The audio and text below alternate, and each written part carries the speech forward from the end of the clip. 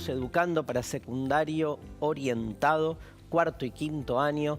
Felices de compartir con ustedes tantas tardes, tantas siestas, ¿sí? Esto es para no dormirse la siesta. Al revés, para poder estar de algún modo despiertos, despiertas, compartiendo con los docentes que vienen acá a traer sus conocimientos, a traer su buena onda, ¿no? Tantos programas y tanta buena onda en el sentido de hacer circular ideas, pero también sensaciones, ¿sí? A veces las materias entran más como cuestiones de información, ¿no? Que uno recaba, y a veces son más experiencias emotivas. Hoy volvemos, me parece, de algún modo a esa mezcla, porque hoy tenemos clase de artes visuales.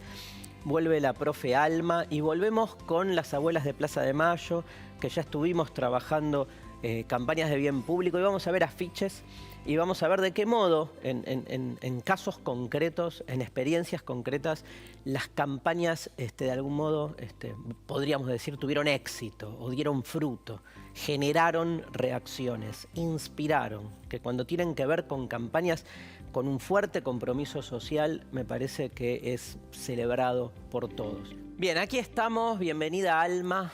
¿Cómo andamos? Bien, materia artes visuales y de cierre, ¿no? Materia, clase de cierre. Sí, vamos a hacer un breve punteíto por las cosas con las que estuvimos trabajando en estas 5 clases. Dale. Estuvimos trabajando durante 3 clases con humor gráfico y con historieta. Sí. Y a través de ese lenguaje estuvimos trabajando con distintos elementos del lenguaje visual. Sí. Primero trabajamos con estructuras, ¿te acordás? Con el Eternauta, con Oesterheld. Me recuerdo. Trabajamos también con claroscuro. Trabajamos con encuadres, puntos de vista, planos. Y después nos metimos en campañas de bien público. Estuvimos viendo la clase pasada, campañas de abuelas. Sí. Y hoy vamos a trabajar con afiches. Además de todos estos temas que estuvimos trayendo y llevando de una clase a la otra, trabajamos con 4 entrevistados. Tenés razón. Tuvimos a Tute, tuvimos a Delius, a Saracino y a Daniel Roldán, que nos ayudaron a pensar todos estos temas y a vincularlos, y también ellos los estuvieron pensando con nosotros. Fíjate, 4 entrevistados muy distintos, y en los 4 yo sentí un poco lo mismo, que es que todos así con un deseo que excede lo que es el mundo de la historieta, ¿no? Se nota que realmente los creadores de digamos, de esta esfera tienen así como una avidez, primero una sensibilidad, pero también una avidez de conocimiento a todo nivel, indagación existencial, prácticas estéticas. Me fascinó. Todos apasionados por lo que hacen y siempre todavía aprendiendo, investigando, poniendo en diálogo, y cada tema nuevo a abordar en los trabajos visuales requiere esa investigación y requiere ese ponerse a pensar en el tema, incluso a través de otras disciplinas, y ellos lo pudieron también exponer en las charlas, así que está buenísimo. Buenísimo. Después de la entrevista con Roldán y yendo un poco a la clase pasada y metiéndonos en la de hoy, qué diferente también que es analizar todo lo que vos nos traés a partir de una campaña concreta, ¿no? De un hecho específico como es la campaña de abuelas, y también para sacarlo un poco del plano comercial, no porque no por una cuestión moral, digo, porque también podemos visualizar que el efecto que tiene, y no quedarnos únicamente con la idea de las campañas publicitarias solamente en términos comerciales, ¿no? Que creo que también la minimizan, porque es mucho más importante el campo que se abre. Claro, bueno, de hecho muchos diseñadores van a trabajar, como contaba Daniel Roldán la semana pasada, con distintos tipos de campañas, y van a tener un lenguaje común, pero apuntando a distintas cosas, y me parece que ahí el rol de los artistas sí es diferente, y es claro, sobre todo por esta cuestión de la polisemia en estas imágenes y en sus lecturas, en donde sí, en las campañas de bien público, puede pasar otras cosas y puede haber un trabajo diferente. Hoy vamos a ver afiches en abuelas, y vamos a terminar después en el segundo bloque viendo una experiencia concreta, que es el caso de una nieta recuperada que a partir de un spot específico de abuelas se acercó a preguntar por su identidad. Pero empecemos Claro. por el tema afiches. Y bueno, es una palabra que también parece de otra generación, ¿no? Claro. El afiche, digamos. El afiche que tiene un recorrido bastante largo y de distintos lugares. Sí. Amigado siempre y a la par de todo lo que son las técnicas gráficas que ya vamos a estar viendo. Abuelas va a tomar este lenguaje de los afiches desde prácticamente sus orígenes y vamos a tener hoy todo un recorrido por algunas de esas campañas Buenísimo. desarrolladas a través de afiches por distintas personas que en ese momento se acercaban a colaborar a abuelas. Entonces ese diseño de campaña era más una colaboración, casi te diría mano a mano. Te hago igual sí. la primera pregunta, sí, obvia. Digo, ¿qué es un afiche? ¿Qué es un afiche? Bueno, es una pieza que puede formar parte de una campaña tanto publicitaria como de bien público, que lo que va a tener es un lenguaje muy sintético, muy claro, que va a buscar un impacto, tiene que provocar que nos detengamos a mirar de qué se trata y que va a buscar, como trabajábamos la clase pasada, este cambio de postura, incorporar nueva información. O sea, todo esto mismo que veíamos a través de los Twitter relatos la semana pasada, lo vamos también a ver aplicado a estos afiches y a estas campañas. ¿Qué hay que tener en cuenta para hacer un afiche? Para hacer un afiche vamos a tener en cuenta esto que decíamos, el impacto, esto de qué lenguaje maneja el afiche, que hace que nos detengamos, cómo recordamos la información. Claro, no puede estar información muy simple, muy clara y muy sintética. Muy directa. Que no puede estar llena de contenido porque entonces te perdés. O sea, exactamente. Tiene que capturar tu mirada. Tiene que ser lo suficientemente llamativo para capturar, a la vez entrar en un lenguaje para que entendamos casi sin leer de qué se puede tratar. Perfecto. Y esta cuestión muy importante que ahora vamos a ver, que es la pregnancia, que lo podamos recordar. Bárbaro. Vamos a ver este primer video, los elementos que debemos tener en cuenta a la hora de pensar y producir un afiche.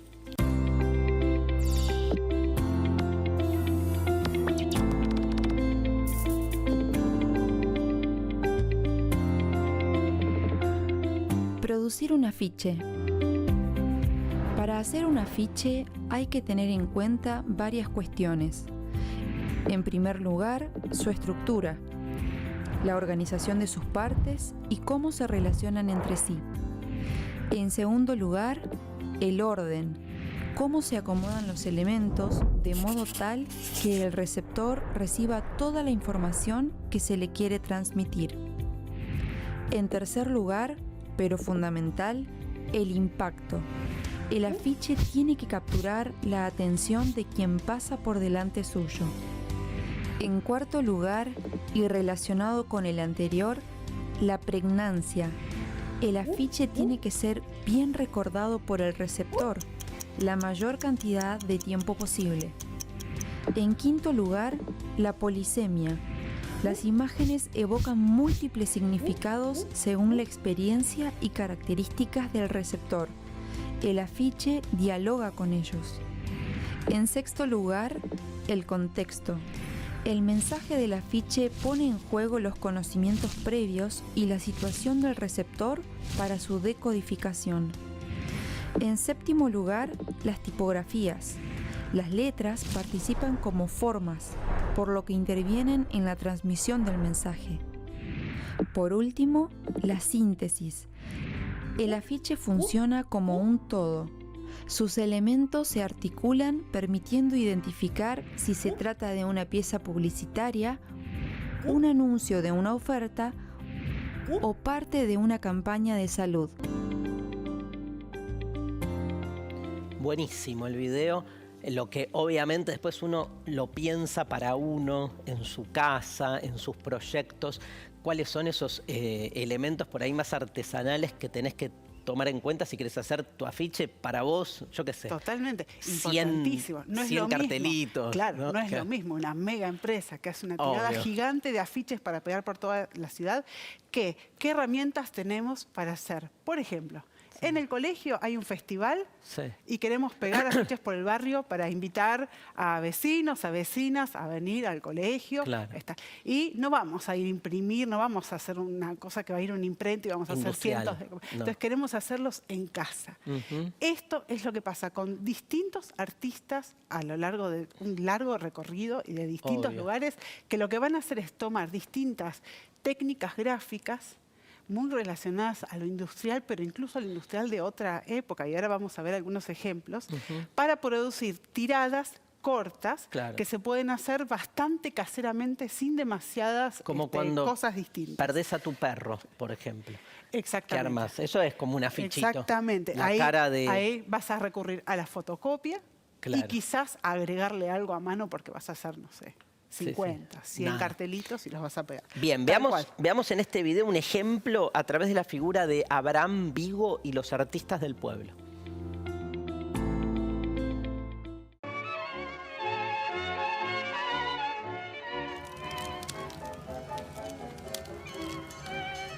...1935... Corren años difíciles, tiempos de corrupción, injusticia, conflicto, pero también de transformación y debate. El país se está transformando. Hace ya 5 años que Irigoyen cayó, y con él terminó la tensa tregua que reinaba en las fábricas y estalló definitivamente la represión. En su atelier, Abraham Vigo se siente un trabajador gráfico. También comparte con sus compañeros del grupo Artistas del Pueblo encendidas discusiones sobre el papel del arte en la sociedad. La mayoría de ellos vienen de las clases populares, saben lo que pasa en las fábricas y hacia allá dirigen sus miradas. En estos escenarios, Abraham ve imágenes que nunca va a olvidar y que luego serán impresas una y otra vez. En su obra La Huelga, como telón de fondo, un perfil industrial y la policía montada. Una mujer en el centro de la imagen, junto al cuerpo de un compañero. Grita, arroja una piedra a los atacantes. Solo su brazo extendido, que sostiene una piedra contra todo. Un gesto pequeño, precario. La imagen se detiene en un instante antes. Luego, el rifle abrirá fuego. Una mirada suspendida en el tiempo. Un momento irrepetible que queda congelado frente a nuestros ojos. En ese instante se hace palpable la desesperación, también la dignidad de la lucha.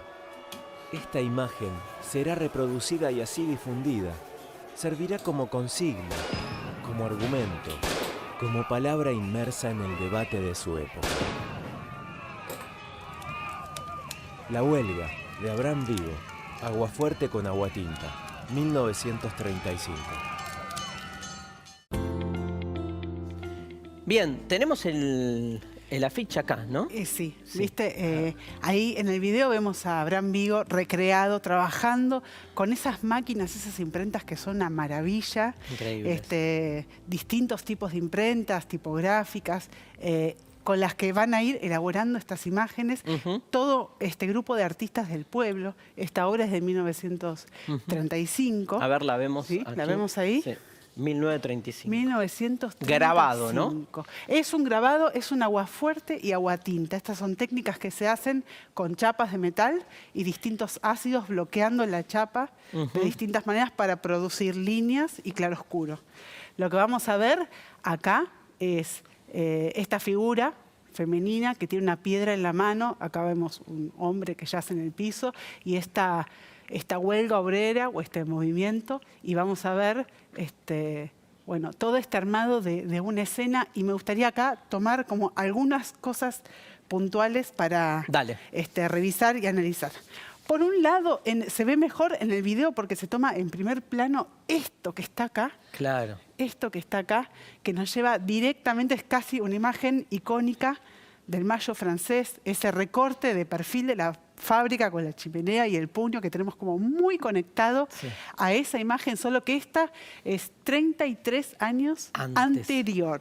Tremendo. Tremendo. Eso también nos habla de esa mirada puesta siempre en imágenes, en particular de ese eje norte de artistas y los artistas argentinos que van a estar siempre yendo a estudiar, volviendo. Se habla, muchos textos hablan, por ejemplo, del desembarco de las vanguardias, ¿no? Como si las vanguardias hubieran hecho una valija y hubieran venido en barco, no, se iban a buscar las vanguardias y se traían. Entonces, esta cuestión de esta mirada puesta está también en estos artistas que van a rechazar la academia y van a rechazar los salones oficiales, van a pertenecer y a trabajar con el movimiento obrero y van a usar esta reproducción de la imagen justamente para salir de ese circuito de galerías y poder llegar a esa, ¿no? poder llegar a esos mismos obreros que participaban de las huelgas, ¿sí? O un referente de este tipo de realismo y de esta mirada puesta en los trabajadores, la vamos a tener con un francés, que esto te va a encantar, que se llama Honoré Daumier. Daumier se escribe Daumier. Acá lo tenemos.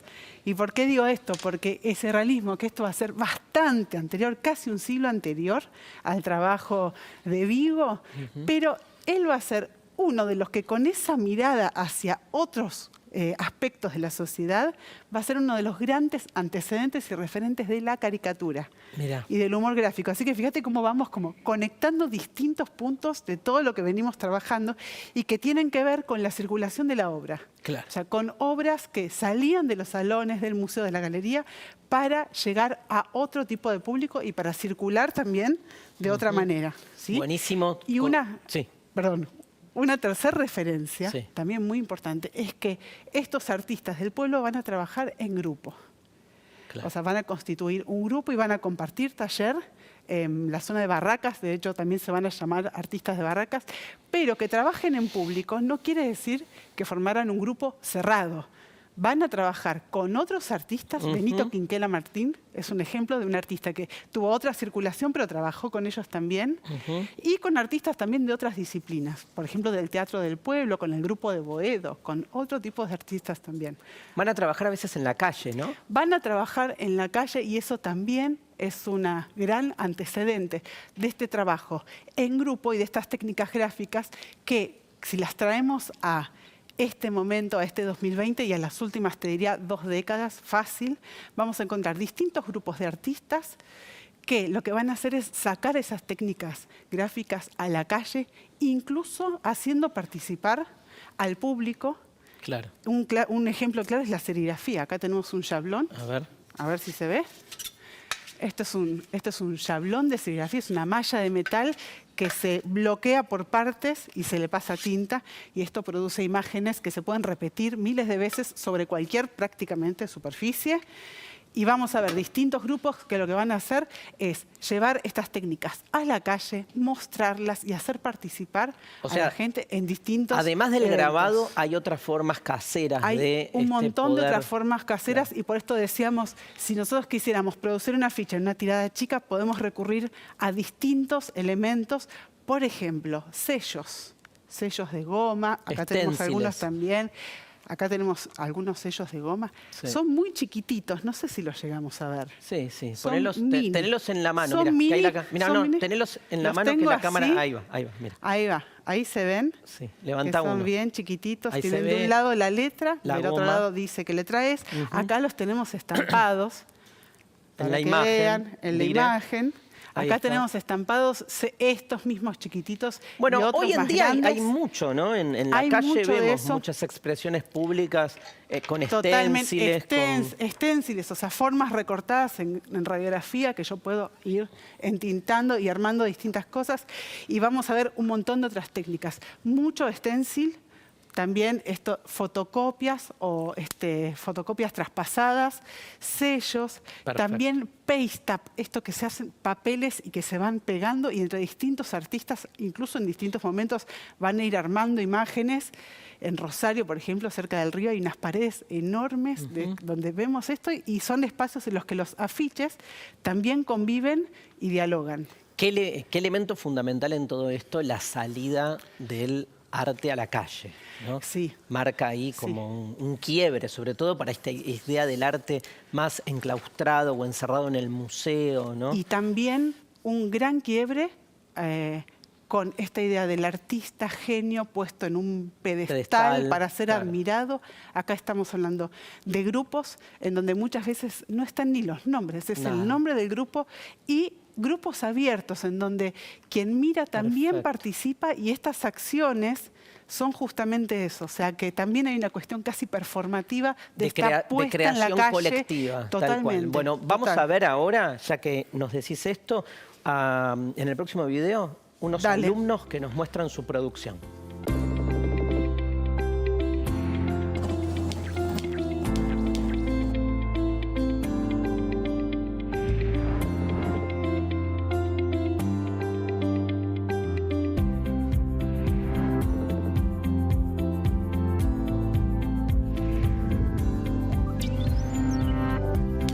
Hola, soy Abril y hace un tiempo con mi colegio venimos trabajando con el gomero.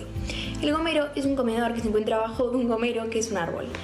Está en Barranca de Belgrano y está soportado por sus vecinos y vecinas.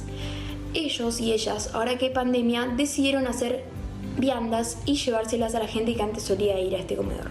Hicimos 100 barbijos para poder donar al gomero, y además se nos ocurrió la idea de que las viandas que está haciendo el gomero, colocarles afiches que tengan que ver con la higiene y cuidado que hay que tener para la pandemia que estamos viviendo en este momento.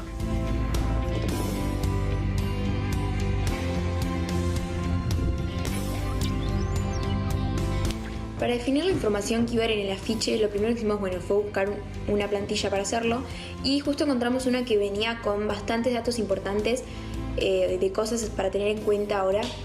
Y bueno, elegimos algunos que nos parecían los más importantes y los agregamos a nuestro afiche. No sacamos la información de ningún lado, sino que ya es información que la conocemos todos y que la repetimos casi todos los días, que es lavate las manos, no toques la calle, no saludes dando ni un beso, ni saludándote con la mano. Son cosas que ya las tenemos incorporadas y que hay que seguir transmitiéndolas para que la gente siga haciendo las cosas bien.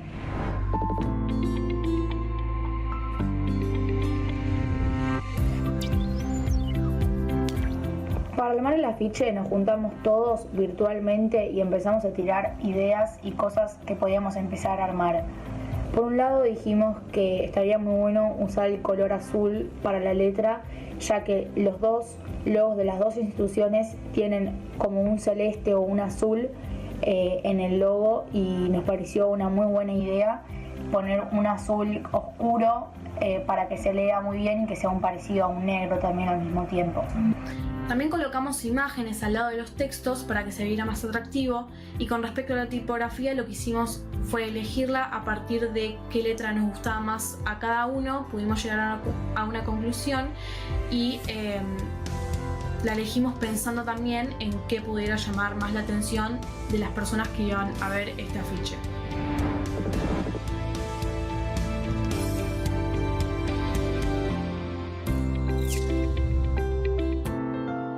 Me dieron ganas, Alma, de ponerme a hacer afichetas y empapelar mi casa, porque no podemos salir ahora. No, pero después de clase te presto todo lo que traje y nos ponemos acá a hacer cosas con los sellos. Dale, nos vamos al recreo y cuando volvemos nos metemos así de lleno en la campaña a través de los afiches y de spots de Abuelas de Plaza de Mayo.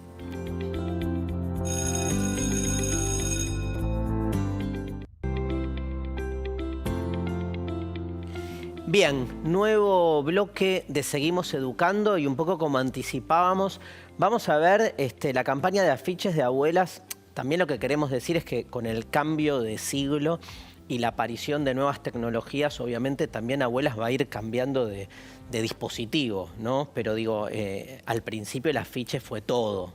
Y después sí pasa obviamente a meterse en los spots, primero televisivos y después en todo lo que son las campañas vía redes.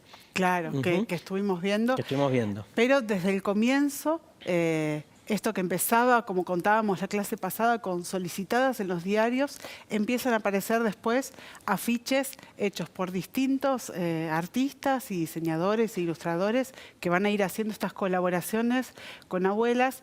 Y en este recorrido de, digamos, casi 40 años, un poquito más, lo que vamos a ver es que, digamos, esos afiches van a ir cambiando su orientación y cambiando el público al que se dirigen.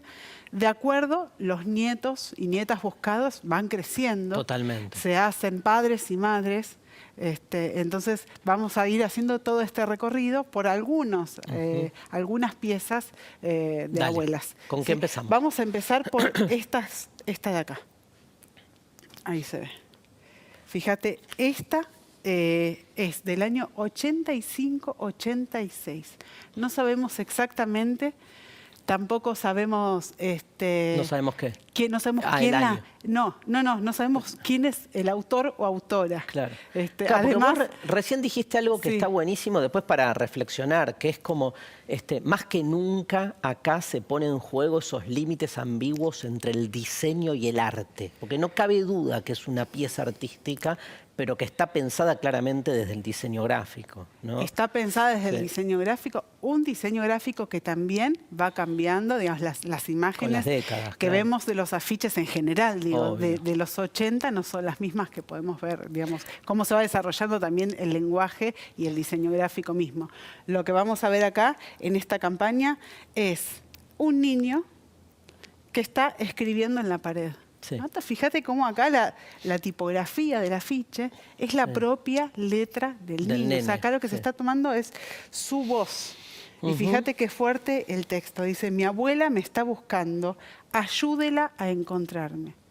¿No? Tremendo. Tremendo. Entonces, lo que está tomando este afiche es esa voz y ese pedido que parece una casi imperativo, pero Ujú. esta cuestión de ayúdela a encontrarme. ¿A quién está dirigido esto? Está dirigido a los adultos, las adultas, Sí, sí, a todos. a los apropiadores, pero también a toda aquella persona que pudiera tener información Total. para encontrar a esos nietos. Sí. El contexto de este afiche es este Día Universal de los Derechos Humanos. 10 de diciembre. Y esto que decís sí. vos, digamos, de 85-86, o sea, donde todavía no había tanta data, se estaban recién abriendo un montón de información que había estado durante la dictadura oculta. Exactamente, y además ese derecho a la identidad que mencionábamos la semana pasada, Ujú. que es del 89, que hablábamos de la ONU, Sí. acá todavía no va a estar. Entonces, va a ser como la fecha de referencia. Y acá lo que tenemos es un contexto, hablábamos, ¿te acordás de contextos de circulación de los afiches? Sí. Acá tenemos... Acá se reconoce la iglesia de San Martín de Tours, Sí, la ahí Plaza vemos. de Mayo, y acá tenemos a Ese estas mismo personas afiche. portando ese mismo afiche, Claro. como si fuera casi una pancarta, y llevándolo. Eran afiches que no se producían masivamente, no se hacían para pegar por toda la ciudad, sino que se hacían tiradas más cortas para llevar a lugares específicos y para que dialogaran con esos lugares a donde se Sí. iban llevando. Perfecto. Así que están muy buenas estas imágenes. Me paso para este lado Dale. para mostrar este otro que tenemos acá. Ujú. Bien. Acá tenemos otro contexto político. Este afiche es de junio del 87, es durante la presidencia de Alfonsín, y este afiche se hace, como dice acá, para la marcha contra la ley de obediencia debida. Ujú. Que fue una ley que salió en ese momento, exactamente. muy cuestionada por los Durante- organismos de derechos humanos. Sí, exactamente, que planteaba esta cuestión de, digamos, de liberar, digamos, de que fueran De delitos no punibles, Claro. todos aquellos relacionados con esta obediencia a un cargo militar más Mayor. alto, ¿no? Mayor. Ujú. Yo Sí. recuerdo que fue la primera marcha a la que fui de niña y me Mirá. acuerdo muy patente esa imagen. Acá entonces vemos que se articulan dos textos. Por un lado, buscamos dos generaciones. Entonces, lo que vamos a ver en estas fotos, a ver si llegamos a acercarnos y se ve A ver si un nos acercamos. poquito. Acá tenemos fotos de nietos y nietas que se estaban buscando, de casos denunciados, fotos en muchos casos de documentos, pero también fotos de casamientos, por ejemplo. Claro. Entonces vemos algunas fotos en donde hay dos y otras en donde hay una. Y en alguna parte más de por acá vamos a ver a niños, niñas y bebés que se estaban buscando. Perfecto. Entonces, y acá tenemos este otro texto donde dice, bueno, rechazamos la ley de obediencia debida, y fíjate cómo las imágenes están como articulando estas dos cuestiones. Los responsables, ¿no? dice acá, de este horror deben ser juzgados y condenados, porque lo que hacía la ley de obediencia debida era interrumpir los juicios.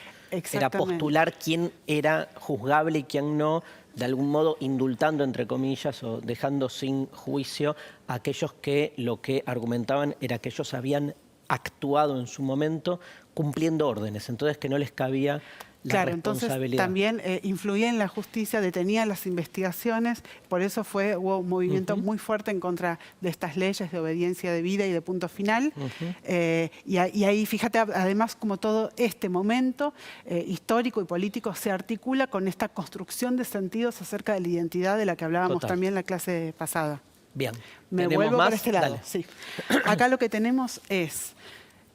volvemos a la Universidad de Buenos Aires y a esta Facultad de Arquitectura, Diseño y Urbanismo, que ya habíamos mencionado cuando hablamos con Daniel la semana pasada. Y acá tenemos la Cátedra Méndez, que propone a sus estudiantes realizar afiches que trabajaran sobre el tema identidad. Entonces, vamos a empezar con este de acá. Este afiche lo hizo Ariel Ketama. Y la premisa de la que partió es esta frase que está acá, que dice, ejerce tu derecho a la identidad. ¿Qué vamos a ver? Un nombre arriba, escrito en el papel, y si ven, este nombre es arrancado y con las letras es armada esta nueva identidad. Acá en el nombre de arriba dice 3 meses y hay una fecha, y en este dice 22 años hoy. Fíjate, lo que tenemos acá es, digamos, este nombre nuevo, rearmado con cinta, pegado con papel precariamente, y esta como reposición de una violencia ejercida en esta identidad que es arrancada, y ahí incluso se reconocen las formas de los papeles.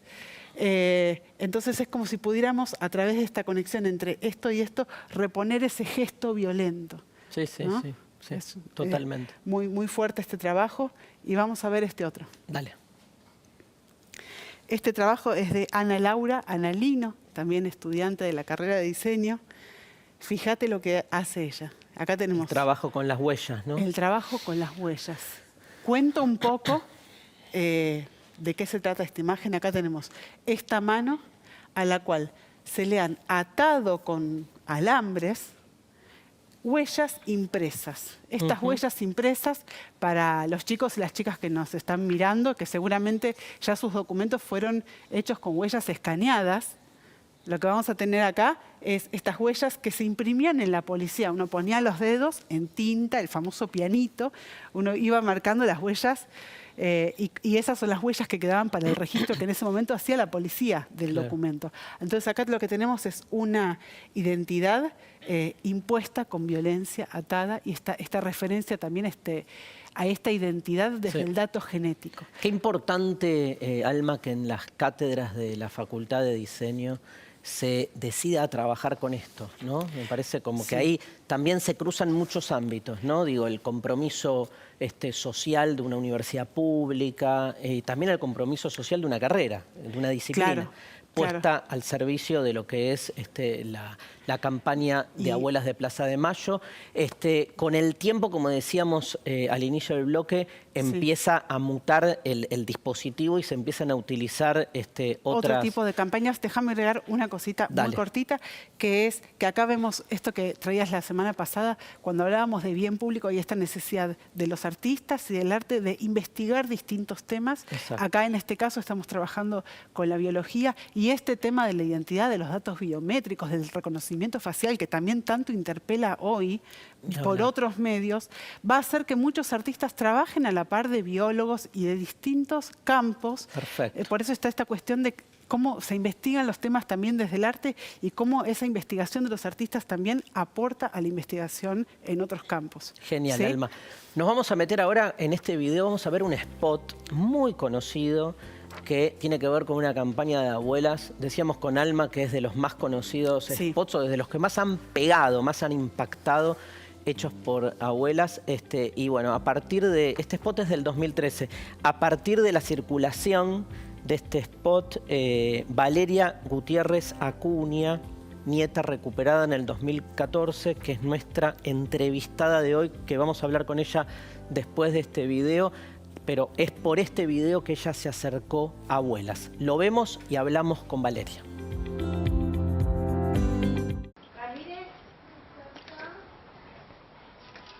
¿Cuánto pesó la gorda al nacer? 3 kilos 200, ¿Cuánto midió?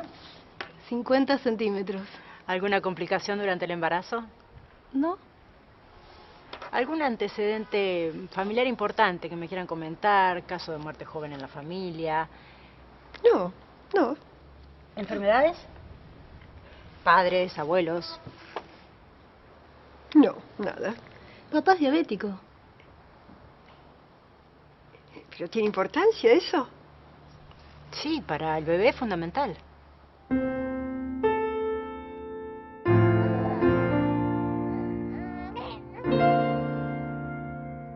No le dejes a tu hijo la herencia de la duda. Resolvé tu identidad ahora.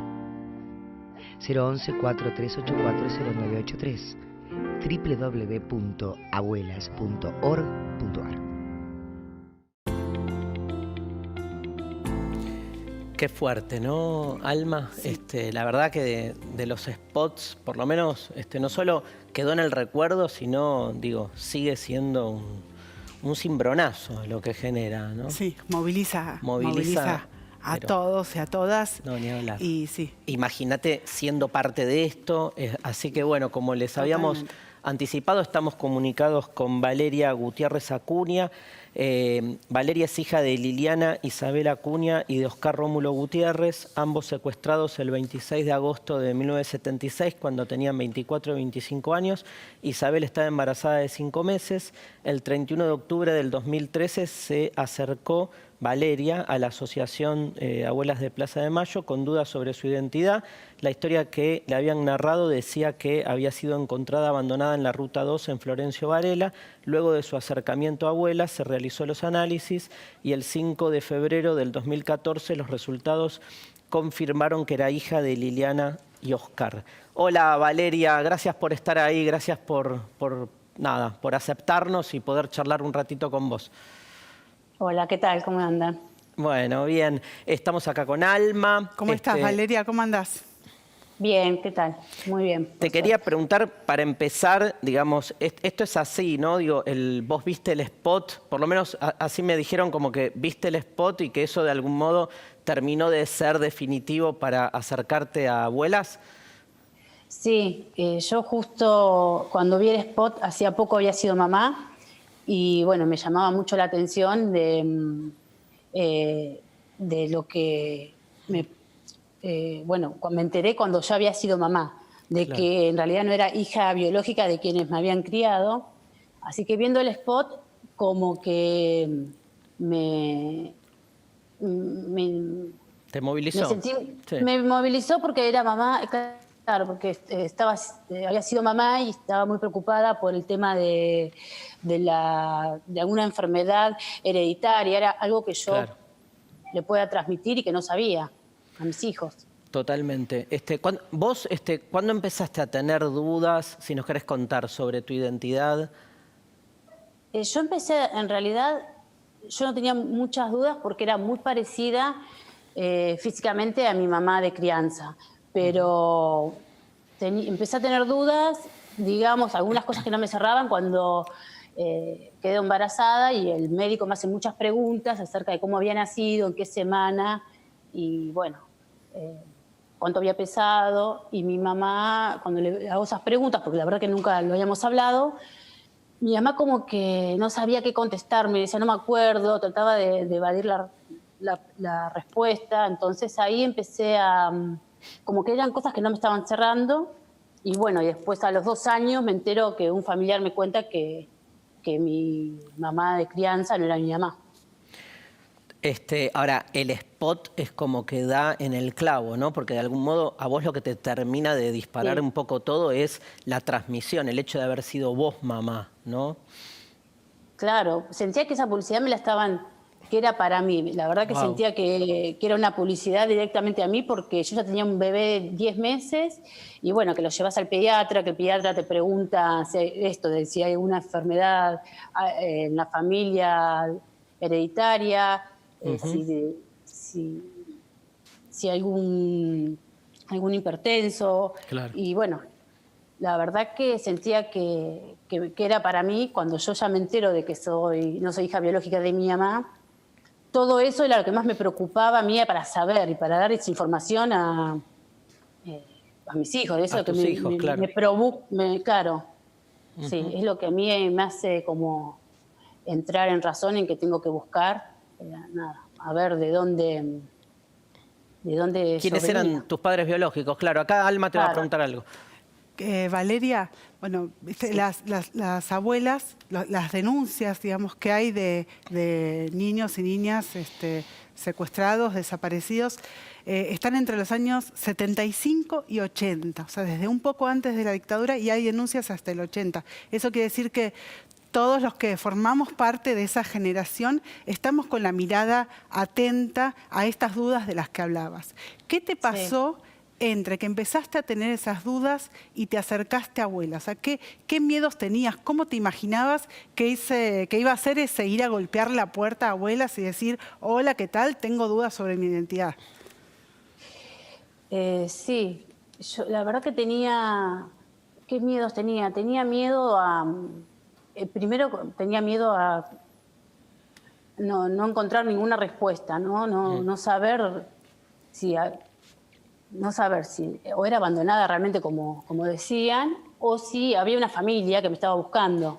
Claro. Yo tenía mucho miedo a eso, pero también quería saber, porque yo necesitaba que si había una familia que me estaba buscando, que sepan que yo estaba viva, que lo que había pasado conmigo durante todo este tiempo, que bueno, que por suerte no la pasé mal, que tuve una familia de crianza que me dio todo el amor que me podrían haber dado, y quizás más, porque la verdad que tuve una buena familia, pero yo sí, había otra familia, eso es lo que no me dejaba tranquila, que si había alguien que me estaba buscando, yo quería que supieran que estaba viva, que estaba bien, y bueno, que acá estaba.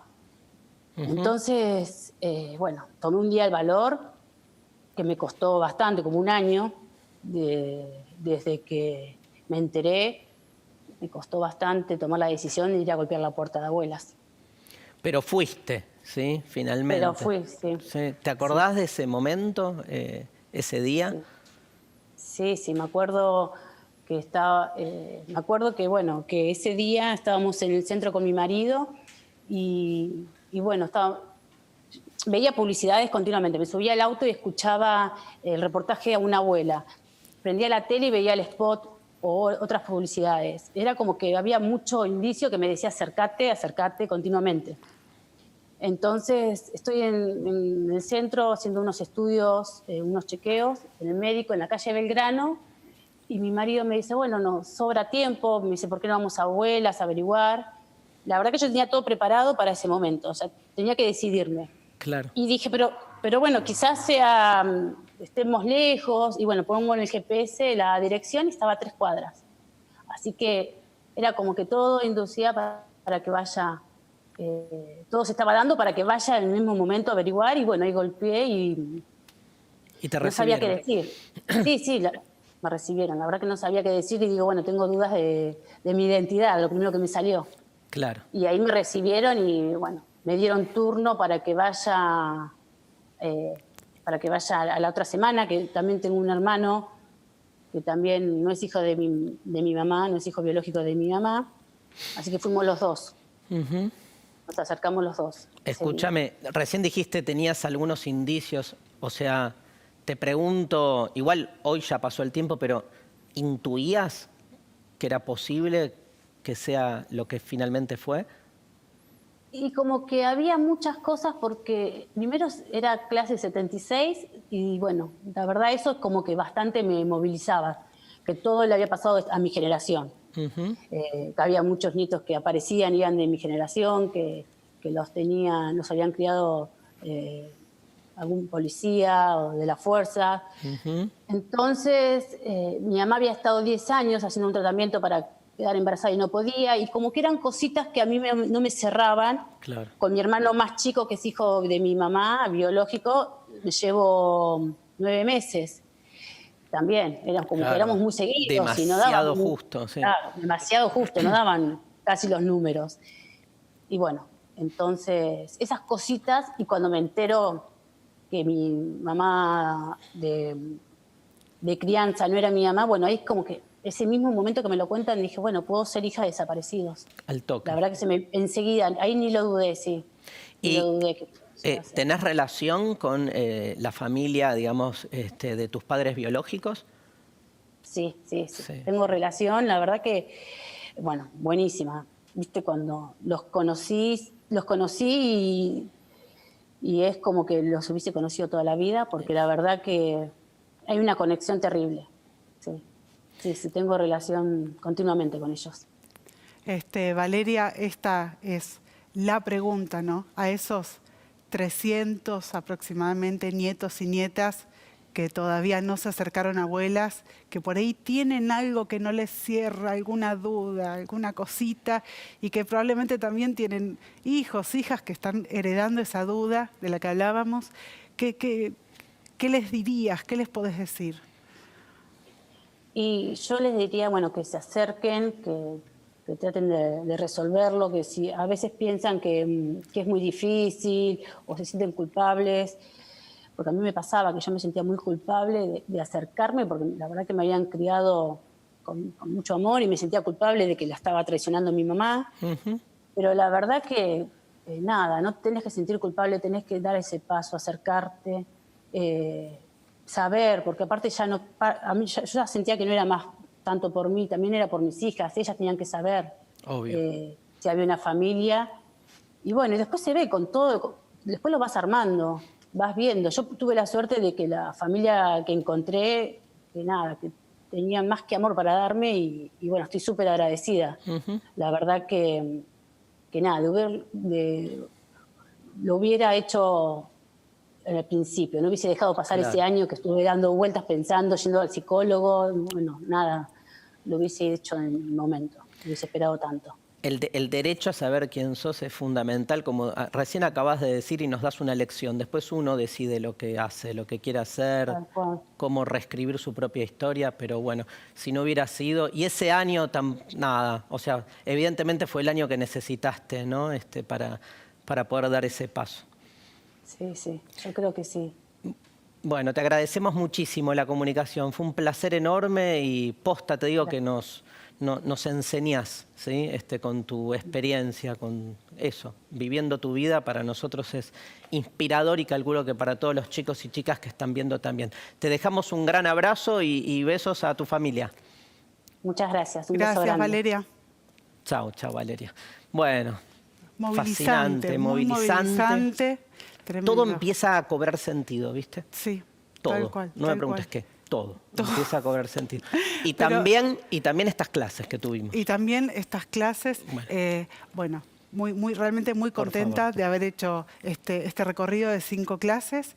Buenísimo. Y bueno, espero que acá estamos. Acá estamos y acá seguiremos. Sí. Espero que haya quedado seguramente, porque estuviste tremenda las 5 clases. Gracias. Muy empática, con mucha transferencia. Ahora que me relajé. Ahora que te relajaste, se nos vienen las vacaciones. Es la historia de por qué somos todos en el fondo grandes perdedores. No te olvides.